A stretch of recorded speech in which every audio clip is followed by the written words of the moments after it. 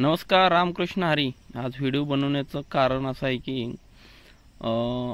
2024चा पण बार धरलेला आहे आणि आता आज तारीख आहे 10 मे 2024. तर वादळांचं सुरू झालेत वादळं. आणि आपण वादळाच्या अगोदरच ही झाडांना बुंदे बांधून घेतोय, झाडांचे ठेपे बांधून घेतोय.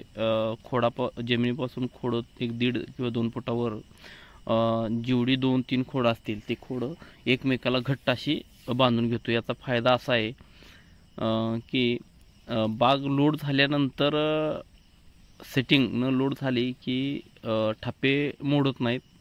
दुसरी गोष्ट, वादळामध्ये कुठलं झाड पडत नाही.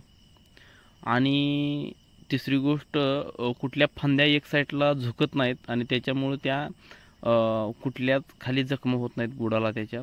आणि त्याच्यामुळे फिजिरियमचा सुद्धा प्रॉब्लेम काही होत नाही.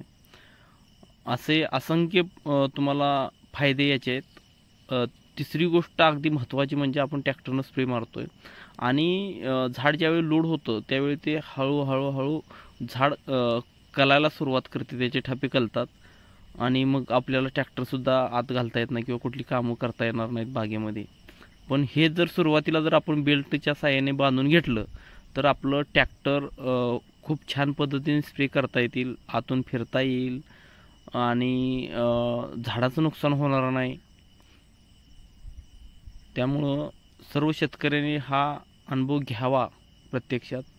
मी सलग 3 वर्ष झालं हे करतोय. याचा खूप छान रिझल्ट आहे आणि कुठल्याच दिशेला झाड कलत नाही. आत्तापर्यंत कधीच काय प्रॉब्लेम झाला नाही. त्यामुळे ह्या व्हिडिओ जास्तीत जास्त शेतकऱ्यांपर्यंत शेअर करा.